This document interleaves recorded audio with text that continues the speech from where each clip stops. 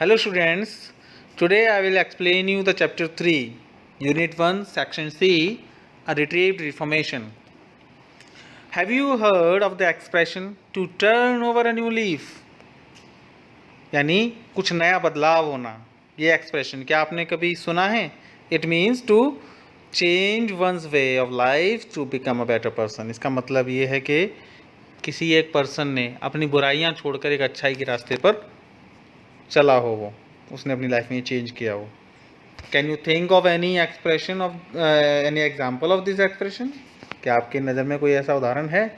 और अगर है तो how do you think this expression is related to the title of this story? तो आपको ये जो टाइटल रखा गया स्टोरी का, ये कैसे एक्सप्रेशन से रिलेटेड है? रिट्रीव्ड इंफॉर्मेशन मतलब है एक अप्रत्याशित वापसी के बारे में, किसी व्यक्ति की एक ऐसी वापसी जिसकी किसी ने उम्मीद ना की हो. तो चलिए read on the find out. हम चैप्टर को रीड करते हैं फिर फाइंड करते हैं. ये जो स्टोरी है रिट्रीव्ड इंफॉर्मेशन, ये एक American writer William Sydney porter के द्वारा लिखी गई है और पोर्टर को ओ हेनरी के नाम से भी जाना जाता है. ये स्टोरी मिस्टर जेम्स वैलेंटाइन के बारे में है, जो कि चोरी डकैती टाइप के काम किया करते थे और कुछ समय से जेल में बंद थे. Mister James Valentine walked out of the prison into the sunshine a free man. यानी उनको चोरी के जुर्म में जो बंद किया गया था जेल के अंदर, अब उनको आज़ाद कर दिया गया था. वो जेल से बाहर आते हैं एक खुली धूप में, एक आज़ाद व्यक्ति के रूप में. He went to the cafe of one Mike Dolan, who was alone behind the bar, and shook hands with him. तो जेल से निकलने के बाद मिस्टर जेम्स वैलेंटाइन एक कैफ़े में जाते हैं, जो कि एक कोई माइक डोलन थे, उनका कैफ़े था. वो वहाँ उनको बार के पीछे मिलते हैं और उनसे हाथ मिलाते हैं. Sorry, we could not make it sooner, Jimmy, my boy, said Mike. Feeling all right? तो माइक डोलन ने उनसे बोला कि सॉरी, हम जल्दी नहीं मिल सके, लेकिन मेरे बेटे क्या आप ठीक हैं? Fine said Jimmy. जिमी ने आंसर दिया. Jimmy means James Valentine. उन्होंने आंसर दिया, हाँ मैं ठीक हूँ. गॉट माई कीज, मेरी चाबियाँ. ही गॉट हिज की and went upstair unblocking the door of a room at the rear. तो चाबियाँ लेके जिमी ऊपर जाते हैं उसी बिल्डिंग में और अपने रूम की तरफ पीछे का दरवाजा एक खोलते हैं. रूम के अंदर जो पीछे वाला गेट होता है उसको खोलते हैं. Everything was just as he had left it. सब कुछ वैसा ही वैसा था जैसा वो छोड़कर गए थे. Even Ben Price collar button that had been torn from the detective's shirt when they came to arrest Jimmy when was still lying there. यानी जब बेन प्राइज एक पुलिस ऑफिसर हैं, जेल के वार्डन भी हैं, तो जब वो उनको गिरफ्तार करने आए थे जिमी को, यानी जेम्स वैलेंटाइन को, तो उस समय उनकी जो हाथापाई हुई थी, उस हाथापाई में जो उनका कॉलर का बटन गिर गया था वो भी ज़मीन पर वैसा ही पड़ा हुआ था. Jimmy pulled aside a panel in the wall and dragged out a dust covered suitcase. वो जिमी क्या करते हैं, फिर अपने कमरे के अंदर जाकर वॉल साइड में एक पैनल खोलते हैं. दीवार पर एक पैनल लगा हुआ था, उसको खींचते हैं, कबर्ड टाइप का खुलता है, देखिए ये आपको पिक्चर में दिख रहा है, और एक सूटकेस निकालते हैं जिस पर काफ़ी धूल जमी हुई होती है. He opened it and gazed fondly at the finest set of burglars tools in the country. उसको ओपन करते हैं और बड़ी तल्लीनता से देखते हैं उसको, क्योंकि उसमें ऐसे टूल्स थे चोरी के जो कि कंट्री के अंदर सबसे अच्छे टूल्स माने जाते थे. और उनमें कई सारे टूल्स तो एक ऐसे भी थे जो जेम्स वैलेंटाइन ने खुद ईजाद किए थे, खुद बनाए थे. Shortly after the release of Valentine there were neat jobs of safe burglary with no clue to the thief. जैसे ही उनकी रिहाई हुई थी जेम्स वैलेंटाइन की जेल से, उसके बाद भी कुछ ऐसी सफाई वाली चोरियां होने लगी कि मतलब चोरों ने कोई भी क्लू नहीं छोड़ा. The losses mounted and were now high enough to bring the matter up into band price class of work. जो band price थे उनका शक सीधा जेम्स जिमी पर ही गया, यानी जेम्स वैलेंटाइन पर ही गया कि इतनी सफाई से चोरियां तो सिर्फ जेम्स वैलेंटाइन ही किया करते थे, अब तो वो रिहा हो गए हैं, तो कहीं ऐसा तो नहीं है वापस उन्होंने चोरी करना शुरू किया हो। देखो इन्होंने बोला दैट्स जिम वैलेंटाइंस वर्क, कि ये तो जेम्स वैलेंटाइन का वर्क लगता है कि इतनी सफाई तरीके से चोरी हो रही है, एक चोर अपना सुराग कोई भी क्लू नहीं छोड़ रहे हैं। ही हैज़ रिज्यूम्ड बिजनेस, लगता है कि उन्होंने अपना पुराना धंधा चालू कर दिया है। He has got the only clamps that can do such a clean job, यानी उनको एक ऐसे क्लैम्प मीन्स एक टूल होता है जो कि दो चीज़ों को एक साथ दो चीज़ों को पकड़ता है, जिस तरह से हमारे घर में भी हम लोग यूटेंसिल्स को पकड़ने के लिए क्लैम्प का यूज़ करते हैं। तो उनको सिर्फ एक क्लैम्प मिलता था जो कि इतनी सफाई क्लीन जॉब करने के लिए काम किया जाता था, अच्छे से चोरी करने के लिए, ताकि किसी भी चोर के फिंगरप्रिंट्स किसी चीज़ को उठाने में पकड़ने में ना आए। Yes I guess I want Mister Valentine, कि हाँ मैं पहचान गया हूँ ये काम मिस्टर वैलेंटाइन का ही है और अब मुझे वो चाहिए। One afternoon in Elmore city, Jimmy looking like an athletic young student just home from college went down the broad footpath towards the Planters Hotel। तो एक दोपहर की शाम थी, एक छोटा सा शहर है एल्मोर सिटी, वहाँ जिमी जाते हैं एक तरह से सादा सूट पहने हुए तो होते हैं जैसे कि एक एथलेटिक दिखाई देता है, या एक कह सकते हैं एक तरह से यंग स्टूडेंट जो कि अपने कॉलेज से घर जा रहा है, इस तरह से वो एल्मोर सिटी के लिए रवाना होते हैं। फुटपाथ पर चलते हुए प्लेंटर्स के होटल में जाके रुकते हैं। A young lady cross the street passed him at the corner and entered a door over which was a sign, the Elmo Bank।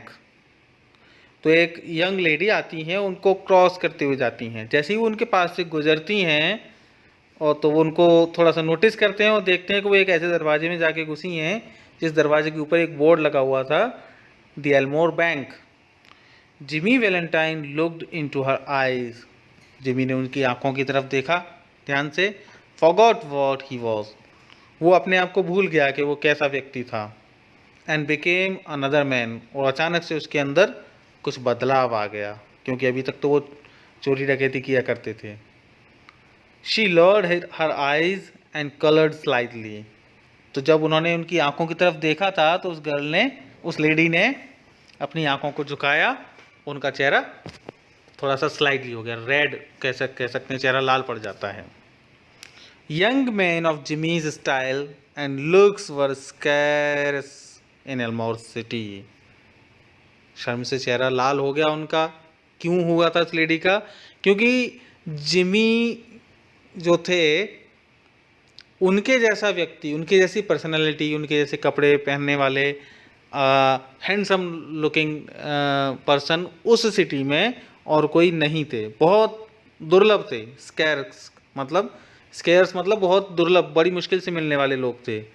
इसलिए जब उनका आई कांटेक्ट हुआ तो एक तो जिमी के अंदर चेंज आया कि उसने अपनी जो पुरानी आदतें थी चोरी डकैती करने वाली वो छोड़ने का थोड़ा फैसला किया होगा, और दूसरा उस लेडी ने इस तरह का पर्सन कोई देखा नहीं था, इसलिए उसने अपनी नजरें झुकाई, उसका चेहरा लाल हो गया। Jimmy collared a boy that was loafing on the steps of the bank and began to ask him questions about the town, feeding him coins at intervals। तभी क्या होता है कि उसी समय जहाँ जिमी खड़े होते हैं तो वहाँ सीढ़ियों की तरफ से एक बच्चा आता है, एक लड़का आता है, तो वो उसको पकड़ते हैं, दौड़ते में उसका कॉलर पकड़ते हैं, उसको बोलते हैं कि रुकिए और मुझे सिटी के बारे में कुछ बताइए। तो सिटी के बारे में वो क्वेश्चंस करना स्टार्ट करते हैं, feeding him coins eight intervals, और हर बात के बाद, हर क्वेश्चन पूछने के बाद एक एक कॉइन उसको देते जाते हैं ताकि वो बॉय उनको सही सही इन्फॉर्मेशन देता रहे। By and by the young lady came out and went away, तो थोड़ी देर बाद क्या होती है, जैसे वो क्वेश्चन पूछते जाते हैं उसके बाद देखते हैं कि वो यंग लेडी दोबारा से उस डोर से निकलती है और अपने रास्ते वापस चली जाती है। Is not that young lady poly Simpson, asked Jimmy. Jimmy ने उस बॉय से पूछा, क्या ये लेडी पॉली सैम्पसन है? No, said the boy. Boy ने बोला, नहीं, शी इज़ एनाबेल एडम्स, वो एनाबेल एडम्स हैं। हर पा ओन्स दिस बैंक, और ये बैंक जो है ये उनके फादर की है, जिस बैंक में वो लेडी गई थी। More coins filled the boy's pocket as Jimmy extracted information about Annabel Adams. तो जिमी ने अब इस समय क्या किया, एनाबेल एडम्स के बारे में और जानकारी पाने के लिए उस बॉय की पॉकेट में और काफ़ी सारे कॉइन्स डाल दिए ताकि वो जानकारी देता रहे। Jimmy went to the Planters hotel registered as Ralph D Spencer. तो जिमी उसके बाद जहाँ के लिए आया था वहाँ जाता है, प्लांटर्स होटल में जाता है और अपने आप को रैल्फ डी स्पेंसर बताते हुए एक रूम बुक करता है कि मेरा नाम रैल्फ डी स्पेंसर है। एक रूम बुक करता है। He leaned on a desk and declared he had come to Elmore to look for a location to go into business. वो जाके डेस्क पर बैठता है और डिक्लेयर करता है इस चीज़ को कि वो अब एल्मोर में ही रहेगा और यहीं पर कोई एक छोटा सा बिजनेस देखेगा। How was the shoe business now in the town? Was there an opening? तो वहाँ के जो क्लर्क होते हैं होटल के, प्लांटर्स होटल के, वो उनसे पूछता है कि यहाँ शू का बिजनेस कैसा रहेगा इस टाउन में, क्या यहाँ कोई शॉप खुली हुई है? The clerk was impressed by Jimmy's clothes and manners. जो क्लर्क था वो जिमी के पहनावे से, क्लोथ से और मैनर से काफ़ी प्रभावित था, उसको वो अच्छा पर्सन लगा। तो उसने बोला, yes they ought to be a good opening in the shoe business, कि हाँ अगर आप शू बिजनेस खोल लेते हैं तो काफ़ी अच्छा रहेगा।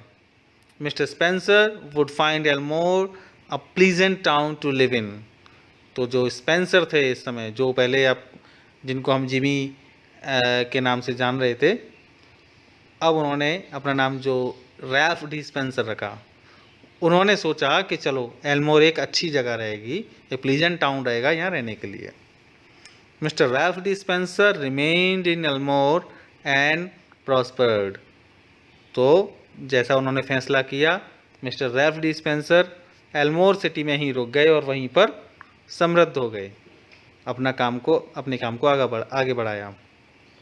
ही ओपन द शू शॉप, उन्होंने एक जूते की दुकान खोली and secured a good run of trade, और अपने बिजनेस को काफ़ी अच्छा किया। Good run of trade means good business, उन्होंने अच्छा बिजनेस किया।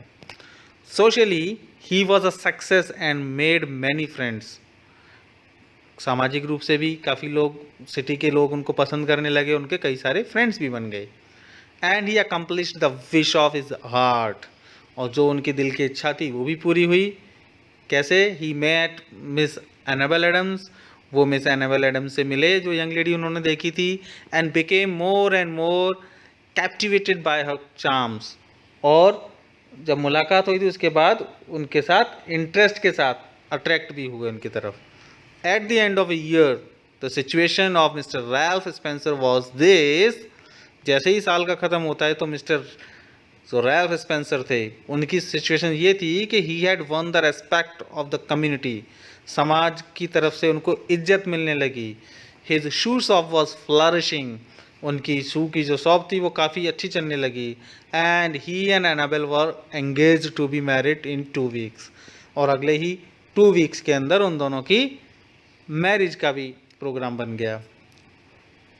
One day Jimmy sat down in his room and wrote this letter, which he mailed to the safe address of one of his old friend in St. Louis. एक दिन Jimmy बैठे होते हैं अपने room में और एक लेटर लिख रहे होते हैं जो कि उन्होंने एक सेंट लुइस में अपने एक फ्रेंड को लिख कर भेजा। उन्होंने लिखा, dear old pal, be at Sullivan's place in Little Rock next Wednesday night at 9 o'clock। उन्होंने कहा कि अगले वेंसडे रात को 9 बजे आप लिटिल रॉक में मुझे मिलना, सलिवन्स प्लेस पर। I want to make you a present of my kit of tools, कि मैं आपको अपने टूल्स की किट जो है वो मैं आपको देना चाहता हूँ, गिफ्ट करना चाहता हूँ। अब देखिए वो ऐसे टूल्स थे चोरी के जो इनके लिए, जिमी के लिए इस समय यानी रैल्फ के लिए इस समय यूजलेस हो चुके थे, क्योंकि उसने चोरी करने का, डकैती डालने का काम छोड़ दिया था। जो पहले तिजोरियां खोला करता था जिस टूल्स से, ऐसे टूल्स जो पूरी सिटी में किसी के पास नहीं थे, और कुछ टूल्स तो उसने खुद बनाए थे, वो टूल्स वो अपने फ्रेंड को देना चाहता था क्योंकि वो उस काम को छोड़ चुका था। Billy, I quit the old business, sorry I quit the old business. उन्होंने कहा बिली मैं ये बिजनेस छोड़ चुका हूँ अ ईयर अगो, लगभग 1 साल पहले। It's the only life the straight one, अब मेरी यही एक ज़िंदगी है, बिल्कुल सीधी सादी। Be sure to be Sullivan's for I must see you. आप सलीज यानी कि सलीवंस प्लेस, आप सलीवंस प्लेस पर ठीक मुझे मिलिएगा, ज़रूर मिलिएगा। आई मस्ट सी यू, मैं आपको ज़रूर मिलूँगा। I bring along the tools with me, और जो टूल्स हैं उन्हें मैं साथ में लेकर आऊँगा। Your old friend Jimmy. Soon Ben price arrived at Elmore. अब देखिए क्या होता है। बेन प्राइस जो कि जेल के वार्डन थे, पुलिस ऑफिसर, वो वहाँ आते हैं एल्मोर सिटी में, क्योंकि वो ये सर्च कर रहे थे कि जो चोरियाँ हो रही हैं तो हो सकता है इसमें जिमी का हाथ था। तो अब वो जिमी को ढूंढते हुए एल्मोर सिटी आ जाते हैं। He drove around town in his quiet way until he find out what he wanted to know। तो जब वो आ जाते हैं तो देख, एक्चुअली इस स्टोरी में एक पॉइंट और है जो यहाँ शायद मिसिंग है, कि जो जिमी ने अपनी शॉप खोली हुई थी, उस शॉप के सामने आकर ये खड़े होते हैं और वो सोचते हैं कि अरे ये तो शू की दुकान चला रहे हैं, इसका मतलब अब इन्होंने चोरी करना तो शायद छोड़ दिया है। फिर मन ही मन में ये चीज़ बोलते हैं, going to marry the banker's daughter are you Jimmy, said Ben to himself softly. वो अपने आप से कहते हैं, जब वो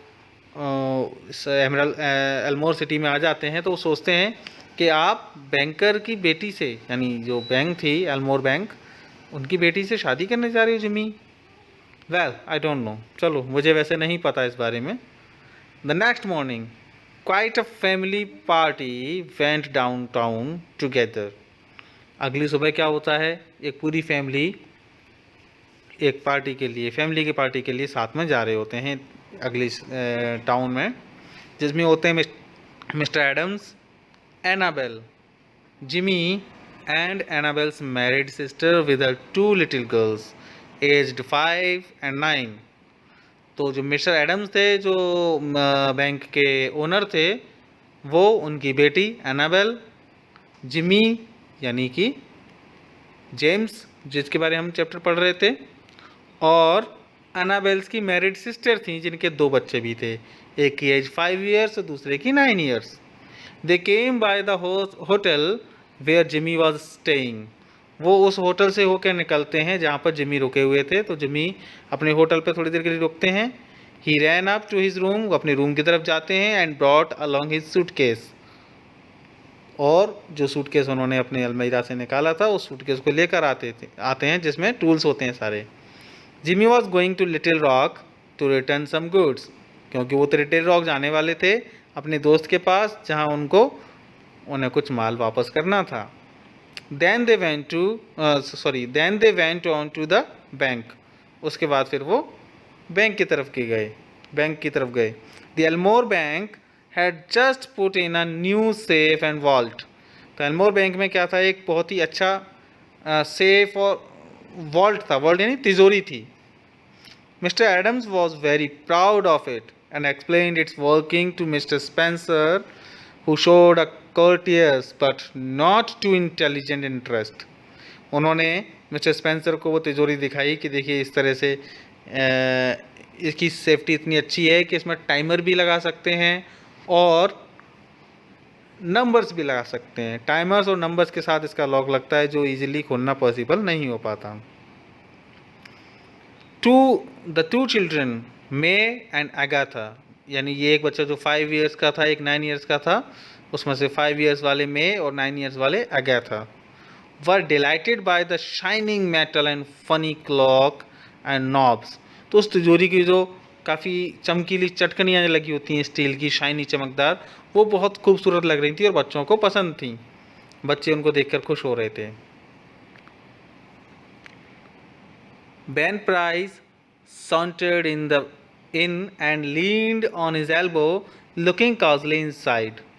तो बेन प्राइस जो कि पुलिस ऑफिसर थे, वो आते हैं, अपनी कोहनी एक जगह टिकाते हैं और दूर से ही ये सब देख रहे होते हैं।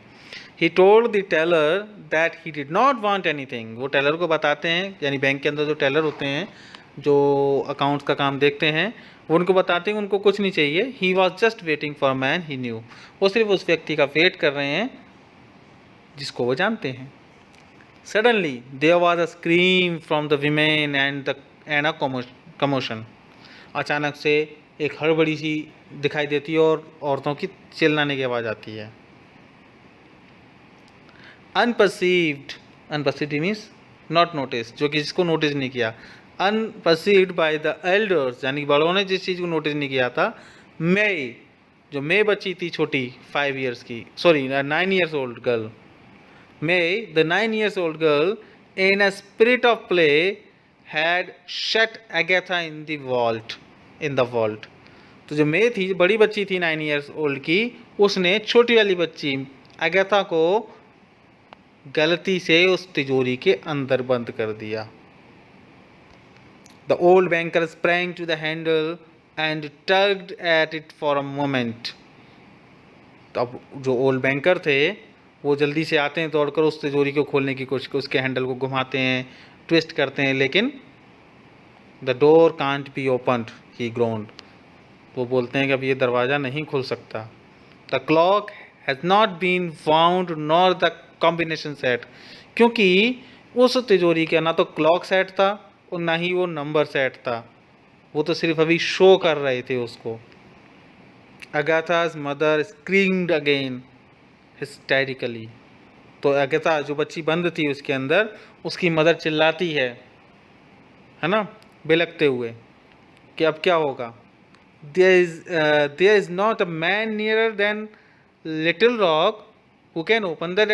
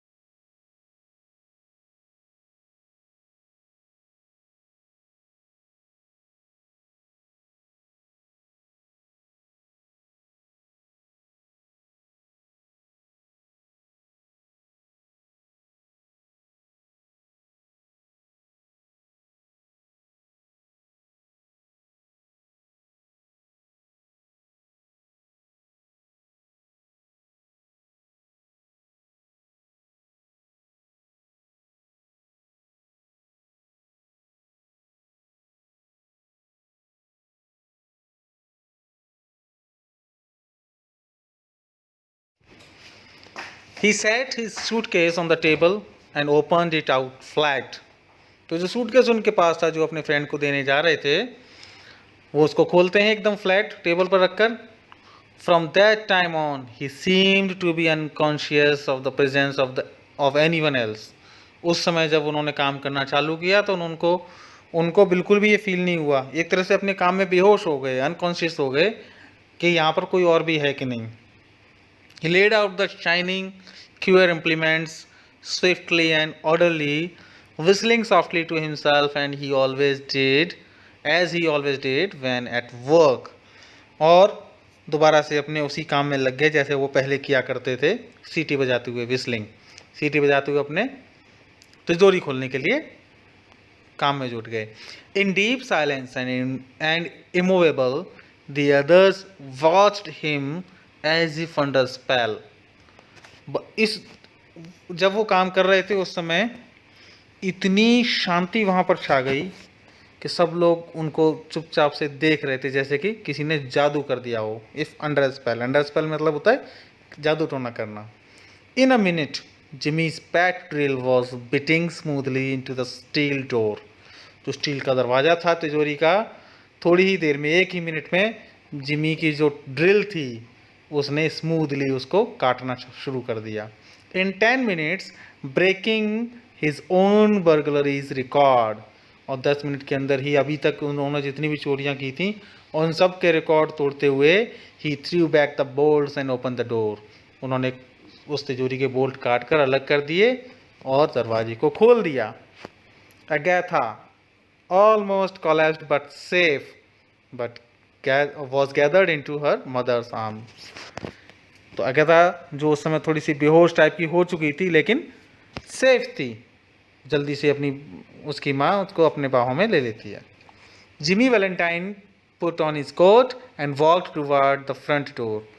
जिमी वैलेंटाइन अपना कोट पहनते हैं और वापस दरवाजे की तरफ चलते हैं. As he went he thought he heard a far away voice that he once knew call Ralph, but he never hesitated. जैसे ही वो दरवाजे की तरफ चलते हैं तो उनको लगता है कि कोई जानी पहचानी सी आवाज़ दूर से आवाज़ दे रही है, Ralph, but he never hesitated. लेकिन वो उस आवाज़ से हेजिटेट नहीं हुए और चलते गए. At the door a big man stood somewhat in his way. जैसे दरवाजे पर पहुंचते हैं तो उनके सामने एक बड़ा सा आदमी खड़ा होता है. Hello ban, said Jimmy. Jimmy उनसे बोलता है हेलो बैन. ये वही थे बैन प्राइस जो पुलिस ऑफिसर थे जिन्होंने उनको गिरफ्तार किया था.